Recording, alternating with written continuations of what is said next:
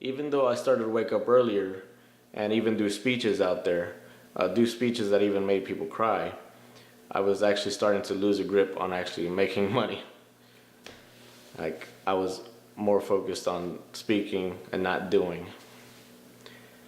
And in the midst of that, I actually met somebody that was doing something, what we call wholesaling in the world of real estate. And we went through a pretty stressful process together in which both of our capital reserves were going down. And in the midst of that, we were not losing it on each other. We essentially got to interview each other as business partners before even realizing we could become business partners. And even towards like the scary part, I potentially could have lost my house because I had just driven all the cash I had away. I even took on a part-time job to try to stave that off, but my partner was there to help me keep focus and not let that part-time job even take over what we needed to do to get this money, yo, to be straightforward about it. So I focused on that with him, and within about 2 months, we got these amazing 3 deals just back to back. We didn't give up on God. We were both Christian, and that was another big blessing that we are equally yoked. And to be honest, we are kind of like a married couple. Like, we're not, I'm not like, physically doing stuff with him, but we complement each other's personalities. We don't give up on each other. When somebody's making a point, we don't like immediately try to smash that point, right? We hear each other out. So all these stressors that were eating out at us at the beginning of the year, which was this year, 2018, and leading up to those deals, and even afterwards, all the stressors has been avoided by what we went through together before. So I'm very grateful that I was about to lose my house, because it gave me not only a great business partner, but that hunger to want to pursue the next deal, the next closing. Because as I mentioned before, in the previous year, 2017, man, there were times I didn't want to get up out of bed. I didn't have that hunger. I was not that hungry hippo. And there was nobody there to tell me otherwise.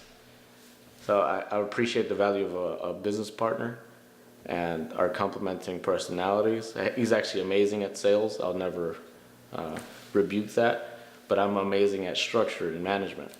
So he focuses on one thing, I focus on the other. That way we're not losing our minds trying to do everything at once. So I advise anybody that if you're considering a business, but you don't have all the qualifications, which to be honest, nobody does, look for a partner.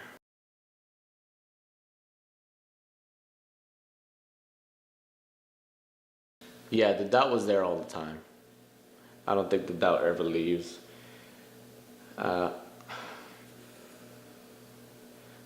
Especially as the doubt got actually worse, obviously, when the flip money was not coming in as I wanted it to.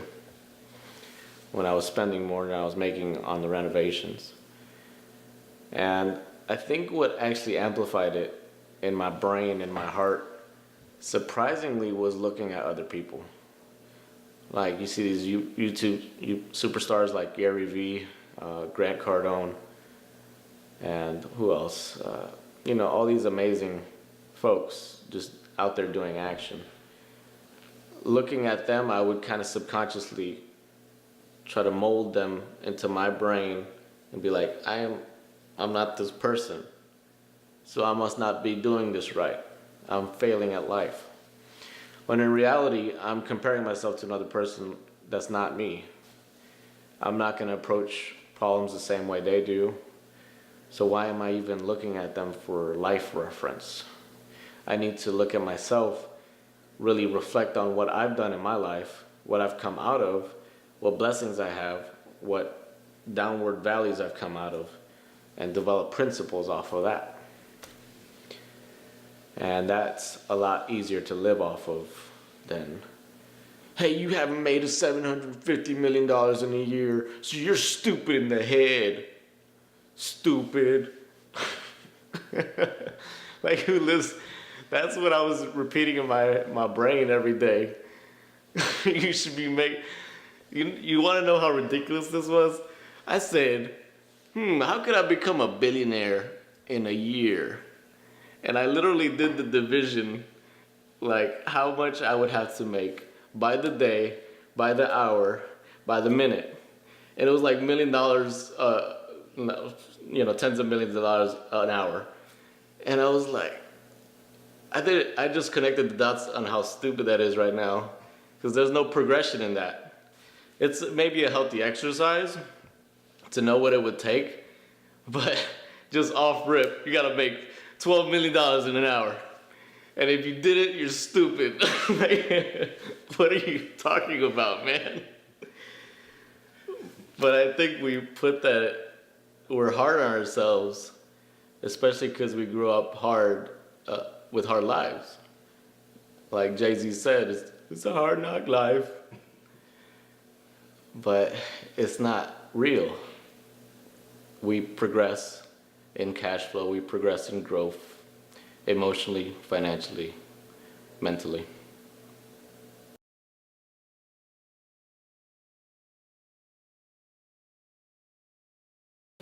A big part of this is education. You want to make sure you buy a program or get a mentor that shows you the game, because you don't want to just willy-nilly buy a property and hope for the best. That's a quick way to become bankrupt. And here's a little secret, okay? For people that want a mentor, you're going to have people out here that want, $10,000, $20,000, $30,000. But there are people out there that actually want people that actually do the crap and will show you based on your aggression for free. The way I learned that is I had a great mentor, a local Atlanta Real Estate Investors Alliance member. He's a massive coach here. At various stages throughout my learning the process, I would ask him questions directly. And he wouldn't say, hey, pay me $1,000. Because he saw that I was doing the work. And there's so many people out there not doing the work, not running the numbers, just pretending, just buying up flashy things. Like, yeah, I'm in real estate. I only made $1,000, but I'm in real estate. Seriously, I know a guy that's a coach. On flipping houses, he only flipped one house and he made about $10,000. This guy's being paid 50 grand left and right by students, by a guy that knows nothing. He is promoting people into garbage. So know your numbers. In fact, I'll give you a free resource, biggerpockets.com, which you could study, and you potentially don't even need to pay anybody. A big part of my success has been God, putting him at the top of everything, even to the point to where I'm uncomfortable of even what I'm donating sometimes. But to be honest, it's worth it. Whatever I put in, I get out like 10 times over. And now that's not to encourage you to go out and, just donate all your 401k to God, to a church, to any particular person. Budget right, but put your money where your mouth is. And if your mouth is in sexual things, or your treasures are in sexual things, then guess what? You're going to be distracted all the time. If your treasures are in other, like cars even, right? Then that's your God now. And how far is your God going to take you in your business when it's just a car that doesn't return anything to you? How big of a return is a sexual thing going to return to you? that you could potentially feel guilty after you do it every single time. So, yeah, put God at the first of everything. Your business, your personal life, your relationships, spirituality. If you don't do that, I don't think you're going to make it far.